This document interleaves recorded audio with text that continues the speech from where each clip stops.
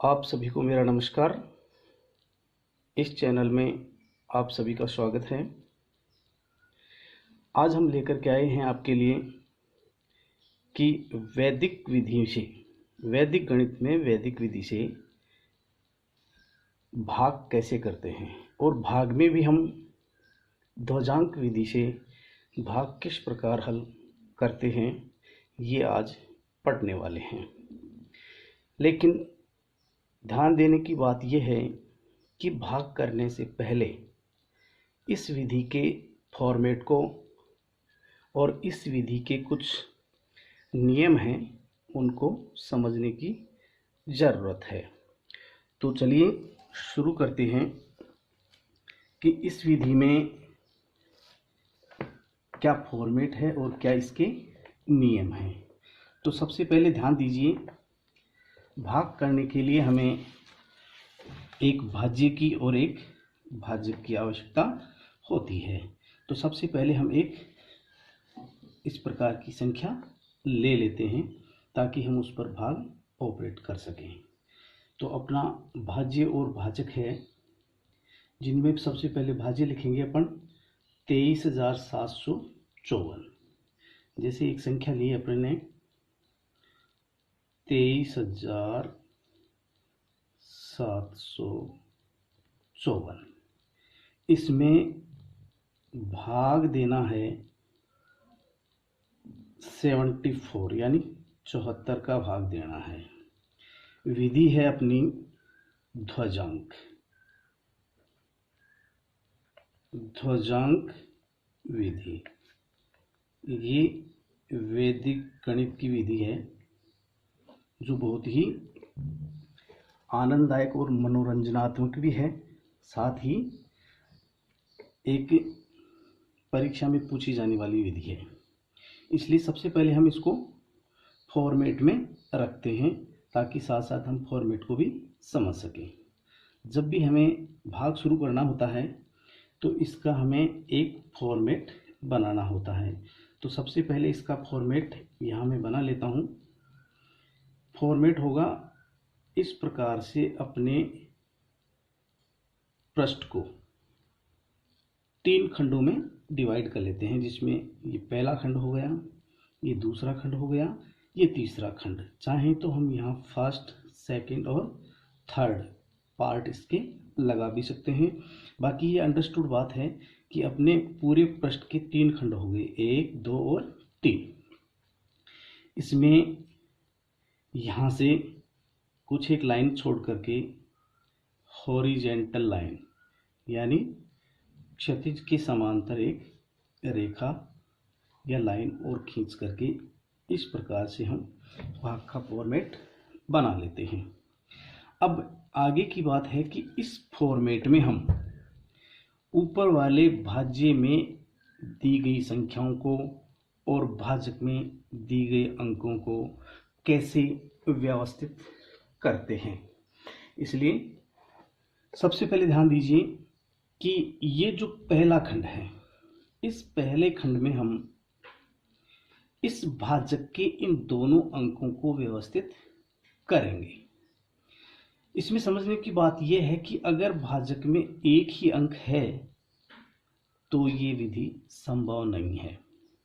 अगर 2 अंक आ रहे हैं या 2 से ज़्यादा, 3 भी हो सकते हैं, 4 भी हो सकते हैं, तो ध्यान देने की बात यह है कि इस भाज्य में से इधर इकाई की ओर से यानी दाईं ओर से पहला अंक, चाहे वो संख्या 3 अंकों की हो चाहे 4 अंकों की हो, उसमें आपको ज़्यादा अंक नहीं लेने हैं। सिर्फ इकाई के अंक को लेकर के हम इसका ध्वजांक बना देंगे। इसलिए सबसे पहले हम यहाँ पर इसका ध्वजांक इकाई के अंक 4 को लिख लेते हैं। ध्यान दीजिए, यहाँ कितने ही अंकों की संख्या हो आपको एक ही अंक लेना है और यहाँ व्यवस्थित कर देना है। चाहे तो आप इसके लिख भी सकते हैं कि ये आपने इसका ध्वजांक चुना है, ध्वजांक।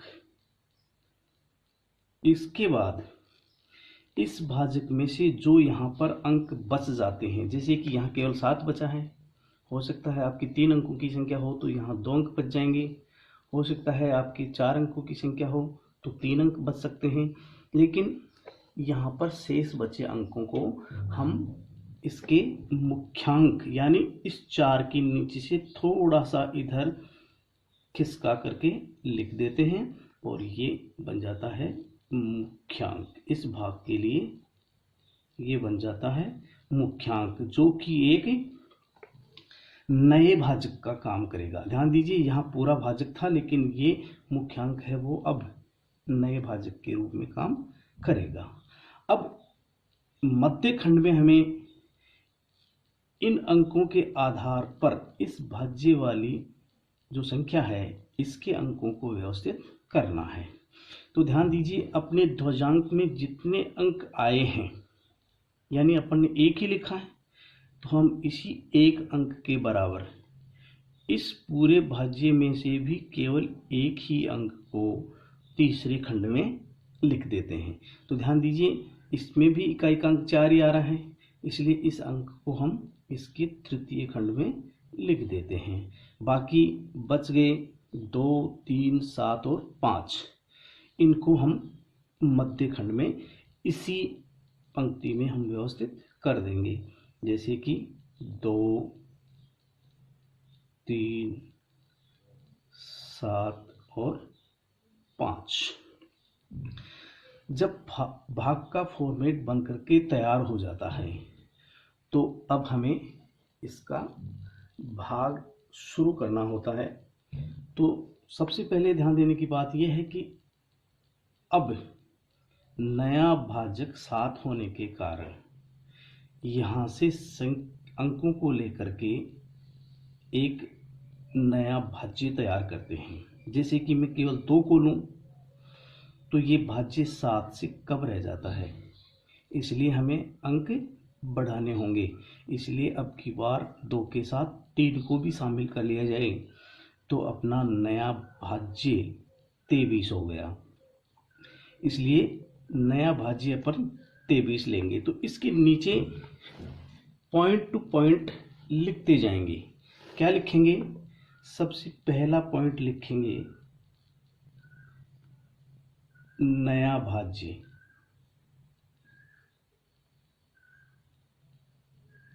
नया भाज्य अब है अपना 23 और भाजक है 7, इसलिए यहाँ से डायरेक्ट हमें भागफल प्राप्त हो सकता है। तो भागफल क्या होगा? 23 में आपको भाग देना है अब 7 का। तो इसमें 7 का पाड़ा बोलेंगे। 7 का भाग 23 में 3 बार चला जाता है। 3 से ज़्यादा 4 बार बोलते हैं तो 28 आता है, 2 बार बोलते हैं तो 14 रह जाता है। इसलिए 7 का पहाड़ा 3 बार बोलते हैं तो 21 हमें प्राप्त होता है, जो कि 23 से कम है। इसलिए 7 का भाग 3 बार इसमें चला जाता है। तो भागफल हमें 3 प्राप्त हुआ। ये जो भागफल हमें 3 प्राप्त हो रहा है, ये इस 23 के नीचे यहाँ मध्य खंड में लिख देते हैं। अब जब भाग प्रक्रिया पूरी हो जाती है तो शेषफल ज्ञात करते हैं, और शेषफल आप 23 में से 7 21 घटा करके प्राप्त करते हैं, जो कि हमें यहाँ कितना प्राप्त हो रहा है? 2। ये शेषफल 2 बच गया, वो 23 के आगे और 7 से पहले थोड़ा सा नीचे यहाँ लिख देना होता है। इसके बाद अगला पॉइंट शुरू करते हैं, और अगले पॉइंट में अब आपको नया भाज्य लिखना है। तो नया भाज्य है अपना नया भाज्य। नया भाज्य अब आ गया अपने पास 2 के साथ, ये 2 जो लिखा है इसके साथ इस 7 को भी शामिल करेंगे, इसलिए नया भाज्य अब हो गया 27। अब यहाँ इम्पोर्टेंट बात यह है कि नया भाज्य जब 27 आ जाता है तो इसके तुरंत बाद हमें यहाँ इस विधि में संशोधित भाज्य निकालना होता है, इसलिए यहाँ संशोधित भाज्य निकालेंगे। संशोधित भाज्य, अब संशोधित भाज्य किस प्रकार निकलेगा, ये देखिए यहाँ आपने ऊपर नए भाज्य में 27 लिखा है, उसमें से आपको घटाना है। क्या घटाना है, जो ऊपर यहाँ फॉर्मेट में आपने ये जो 3 लिखा है, जो मध्य खंड में भागफल है, उसको ध्वजांक यानी 4 से, ध्वजांक 4 से मल्टीप्लाई करवा के घटाना है। तो ध्यान दीजिए यहाँ 4 दिए 12 प्राप्त होता है। अब 27 में से 12 घटाने पर क्या बचेगा, ध्यान दीजिए 27 में से 12 आप घटा रहे हैं तो कितना बच रहा है, 15 शेषफल बचता है, यानी 7 में से 2 गए 5 और 2 में से 1 गया 1। अब ध्यान दीजिए आपके पास संशोधित भाज्य आ चुका है 15। जब संशोधित भाज्य आ गया है तो हमें फिर से उसी 7 का इसमें भाग देना है, तो फिर भाग प्रक्रिया करेंगे, इसलिए भागफल प्राप्त होगा और भागफल आएगा आपका 15 में भाग देंगे 7 का। तो ध्यान दीजिए 7 का भाग 15 में 2 बार जाता है, 3 बार करेंगे 21 आएगा, 1 बार करेंगे 7 रह जाएगा, जो 15 से काफ़ी कम है। आपको पता है कि यूक्लिड विभाजन एल्गोरिथम यही कहती है कि शेषफल जो बचे वो भाजक से कम होना चाहिए। तो यहाँ पर 7 का पहाड़ा हम 2 बार बोलेंगे, इसलिए ये भागफल आया 2, जो कि फिर से ये जो हमने 27 नया भाज्य चुना था उसके नीचे मध्य खंड में 3 के आगे इसको व्यवस्थित कर देते हैं। अब नया भाज्य आने के बाद यहाँ पर शेषफल निकालेंगे। शेषफल 15 में से 7 दूनी 14 को घटा करके प्राप्त किया जाएगा, जो कि हमें प्राप्त हुआ है 1। ये जो शेषफल आया है 1, यहाँ पर ये जो शेषफल 1 आया है, इसको हम फिर से अपने फॉर्मेट में जा करके ये जो 7 काम में आ चुका है उसके जस्ट नीचे और 5 से पहले, यानी इस 2 की लेवल में यहाँ पर हम इसको व्यवस्थित कर देंगे। अब इसका अगला बिंदु शुरू करते हैं। तो अगला बिंदु होगा 3 नंबर। इसमें अपना फिर से वही नया भाज्य चुनते हैं।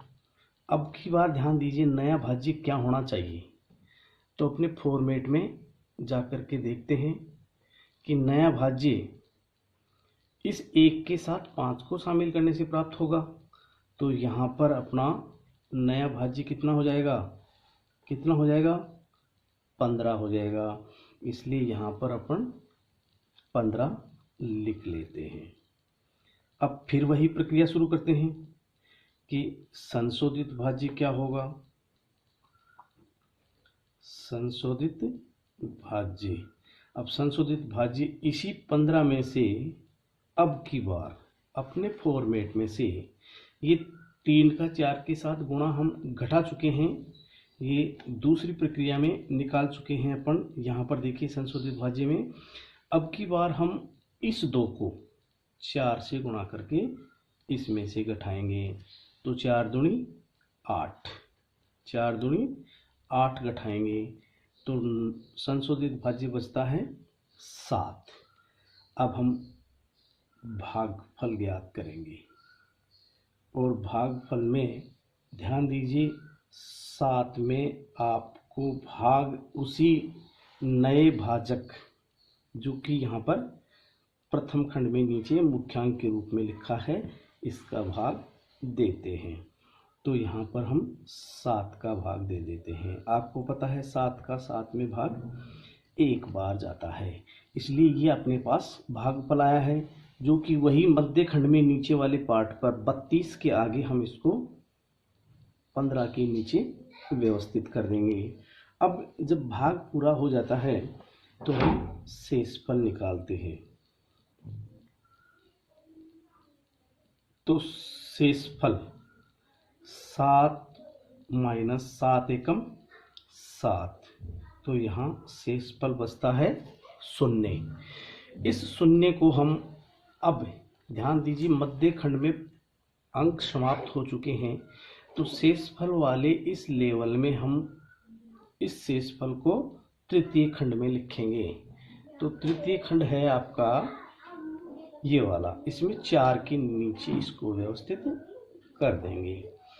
अब ध्यान दीजिए, यहाँ पर आपके पास चौथा पॉइंट शुरू होने जा रहा है। तो चौथे पॉइंट में आपको लिखना है उसी प्रकार से नया भाज्य, और नया भाज्य अब की बार क्या आ रहा है, 0,4, जो कि तृतीय खंड में है। तो यहाँ पर हम 0,4 लिख देते हैं, ये 0,4। अब यहाँ पर संशोधित भाज्य निकालेंगे। ये संशोधित भाज्य जो है, इस भाग का अंतिम शेषफल होगा। क्या होगा? अंतिम शेषफल। क्यों होगा? क्योंकि देखिए यहाँ पर भाग वाले फॉर्मेट में जो भाज्य वाली संख्या आपको दी गई थी उसका अंतिम अंक काम में आ चुका है, इसलिए भाग समापन की ओर है। इसलिए यहाँ पर हम इसका संशोधित भाज्य यहाँ निकाल रहे हैं। ये इसका क्या होगा? अंतिम शेषफल। अंतिम शेषफल ये भी उसी प्रकार से निकलेगा जैसे कि संशोधित भाज्य हम उपरोक्त दोनों पार्टों में निकाल चुके हैं। तो ध्यान दीजिए कि यहाँ पर जो 0,4 आ रहा है वो तो आप यहाँ वैसे के वैसे लिखेंगे, माइनस करेंगे। ध्यान दीजिए, इस फॉर्मेट में से 3 का 4 से गुणा हम द्वितीय खंड में कर चुके हैं, 2 का 4 से गुणा हम तृतीय खंड में कर चुके हैं। अब अपने पास बच रहा है 1, तो 1 का गुणा 4 से हम इसके चौथे खंड में ऑपरेट करेंगे। तो 4 का 1 से गुणा, यानी इस 4 का 1 से गुणा 4 एकम 4, इसमें से यहाँ घटा देंगे। तो अपना अंतिम शेषफल क्या बचता है? 0। ये अंतिम शेषफल इसके